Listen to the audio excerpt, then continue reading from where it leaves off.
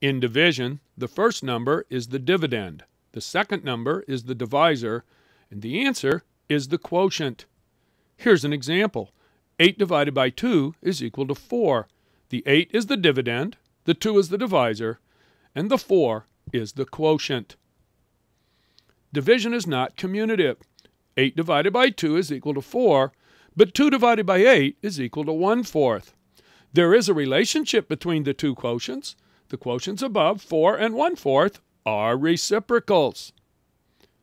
When the dividend and the divisor are reversed in a division problem, the quotient is the reciprocal of the quotient of the original problem. And the product of a pair of reciprocals is 1. Here's our pair.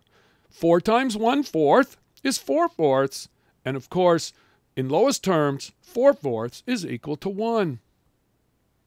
The reciprocal of a non-zero number, n, is 1 divided by n.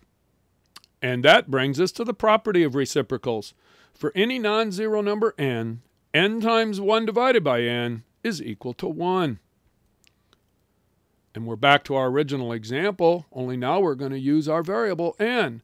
So if 4 times 1/4 is equal to 4/4, n times 1 over n is equal to n over n, and as long as n is not 0, a number divided by itself is always equal to 1. The property of reciprocals is often referred to as the multiplicative inverse property. The reciprocal of a positive number is another positive number. The reciprocal of a negative number is another negative number. 0 has no reciprocal because if it did, the number would be 1 divided by 0, and division by 0 is undefined.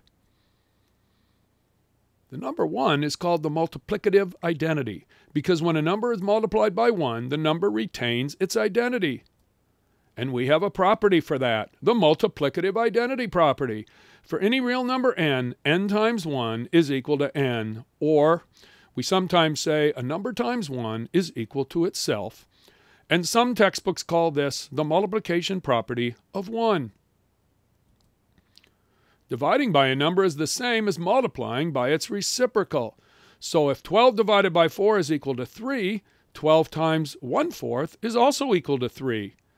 The relationship between division and multiplication is similar to the relationship between subtraction and addition, where in subtraction, subtracting a number is the same as adding its opposite.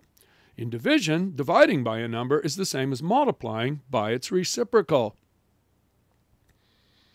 The rules, then, when negative numbers are involved in division are the same as they are for multiplication. So we have 18 divided by 6 is equal to 3. 18 divided by negative 6 is equal to negative 3. Negative 18 divided by 6 is negative 3. And negative 18 divided by negative 6 is 3. When dividing two non-zero numbers, the answer is positive if the signs are the same, and the answer is negative if the signs are different. 0 divided by a non-zero is 0, and division by 0 is undefined. Most scientific calculators have a reciprocal key. On some models, the key is x to the negative first power. More on negative powers in later lessons. And on other models, the key is 1 over x. To summarize, when dividing two non-zero numbers, the answer is positive if the signs are the same, and the answer is negative if the signs are different. 0 divided by a non-zero is 0, and division by 0 is undefined. The reciprocal of a non-zero number n is 1 over n. The product of a pair of reciprocals is 1. 0 does not have a reciprocal. Division by 0 is undefined. 0 divided by any non-zero real number is equal to 0. And our two properties, the property of reciprocals, for any non-zero real number n times 1 over n is equal to 1. This property is also known as the multiplicative inverse property. And our final property, the multiplicative identity property, for any real number n times 1 is equal to n, and this property is sometimes known as the multiplication property of 1.